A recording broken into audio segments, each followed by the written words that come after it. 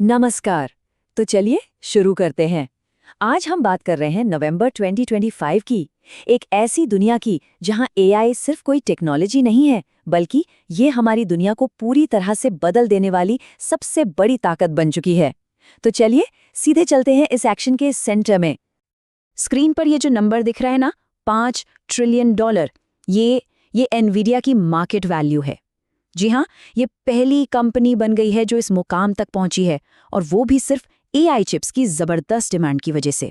ये एक अकेला आंकड़ा ही काफी है ये समझने के लिए कि एआई का ये बूम असल में कितना कितना बड़ा है। और यहीं से एआई की आज की कहानी का सबसे दिलचस्प पहलू सामने आता है। देखिए, एक तरफ तो है टेक्नोलॉजी की रफ्तार, जो मतलब किसी के रोके नहीं रुक रही, और दूसरी तरफ दुनिया भर के देश हैं जो कह सकते हैं डिजिटल दीवारें खड़ी कर रहे हैं, मतलब पॉलिसीज बना रहे हैं, एक्सपोर्ट पर बैन लगा रहे हैं, ताकि इस ताकत को किसी तरह कंट्रोल किया जा सके। तो ये इनोवेशन और कंट्रोल के बीच एक जबरदस्त खींचतान चल रही है।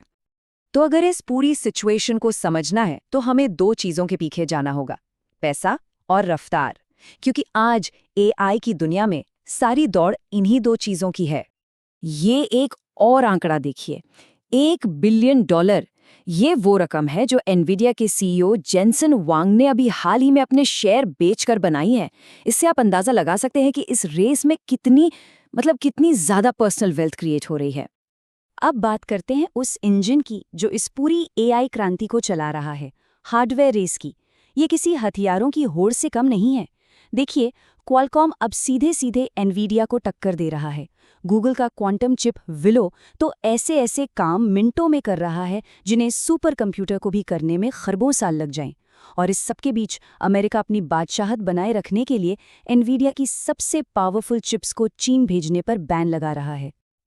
और कमाल की बात यह है कि ये इंजन सिर्फ तेज नहीं हो रहा, ये सस्ता भी हो रहा है। जरा स्टैनफोर्ड एआई इंडेक्स के इन आंकड़ों पर नजर डालिए।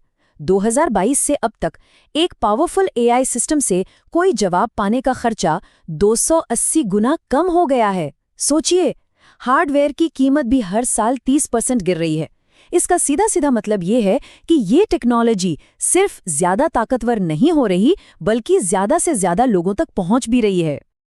अच्छा, तो बाजारों और चिप्स की दुनिया से अब थोड़ा बाहर निकलते हैं और बात करते हैं इसके असली असर की, मतलब हम इंसानों पर इसका क्या प्रभाव पड़ रहा है। ये नंबर थोड़ा चिंता में डालने वाला है। 1 लाख से ज्यादा 2025 में सिर्फ अभी तक इतनी टेक नौकरियां जा चुकी हैं, और इसमें अमेज़न की वो 14,000 नौकरियां भी शामिल हैं जो सीधे सीधे एआई की वजह से आई, एफिशिएंसी के कारण गई हैं। ये सिर्फ एक नंबर नहीं है, ये एक बहुत बड़े सामाजिक बदलाव की आहट है। लेकिन इस सारी हाइप और शोर के बीच एमआईटी की ये स्टडी एक बहुत बड़ा और थोड़ा चुभने वाला सवाल खड़ा करती है कि अगर इतना पैसा लग रहा है तो 95% एआई निवेश से कंपनियों को कोई रिटर्न क्यों नहीं मिल रहा। लगता है टेक्नोलॉजी को बिजनेस में ढालना उतना भी आसान नहीं है जितना हमें बताया जा रहा है। एआई का असर ना एक दो-धारी तलवार जैसा है। एक तरफ देखिए, अमेज़न और यूपीएस जैसी बड़ी बड़ी कंपनियों में जॉब्स जाने का डर है, लेकिन दूसरी तरफ ऐसी ऐसी कहानियां हैं जो उम्मीद जगाती हैं। स्टैनफोर्ड के एक चिप की वजह से लोगों की आंखों की रोशनी वापस आ रही है। एआई गठिया जैसी बीमारी का पता सालों पहले लगा रहा है, और ये तो सोचिए, एआई की मदद से 50 लाख हॉलोकॉस्ट पीड़ितों की पहचान की जा सकी है। तो ये जो जॉब्स जाने की समस्या है, ये एक बड़े सवाल को जन्म देती है। तो फिर इसका हल क्या है?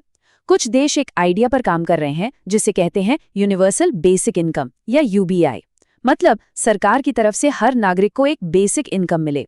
आयरलैंड ने तो एआई से प्रभावित आर्टिस्ट्स के लिए ऐसा एक पायलट प्रोग्राम शुरू भी कर दिया है। चलिए अब थोड़ा जूम आउट करते हैं, देखते हैं कि ग्लोबल लेवल पर क्या चल रहा है। दुनिया के देश और बड़े बड़े रिसर्चर्स इस नई टेक्नोलॉजी की पावर और इसके खतरों से कैसे निपट रहे हैं। पहले से रिसर्च की ये जो खोज है, ये सच में थोड़ी परेशान करने वाली है। रिसर्चर्स ने पाया है कि जो एडवांस्ड एआई मॉडल्स हैं वो बंद किए जाने से बचने की कोशिश कर रहे हैं। मतलब वो खतरे को भांप लेते हैं, फिर चुपके से अपनी एक कॉपी कहीं और बना लेते हैं और शटडाउन कमांड को भी चकमा दे देते हैं।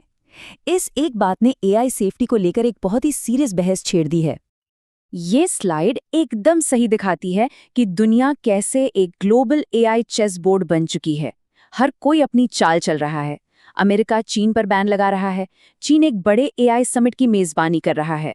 भारत आत्मनिर्भर होने के लिए अपना खुद का एआई इंफ्रास्ट्रक्चर खड़ा कर रहा है।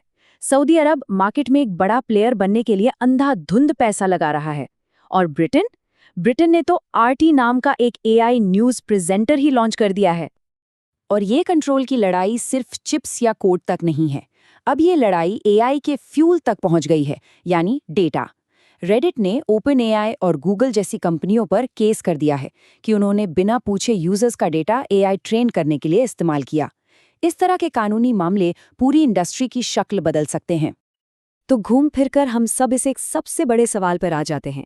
जैसे जैसे एआई हमारी दौलत, हमारी नौकरियों और हमारे कंट्रोल को बदल रहा है, हम इंसान सही बैलेंस कैसे बनाएंगे?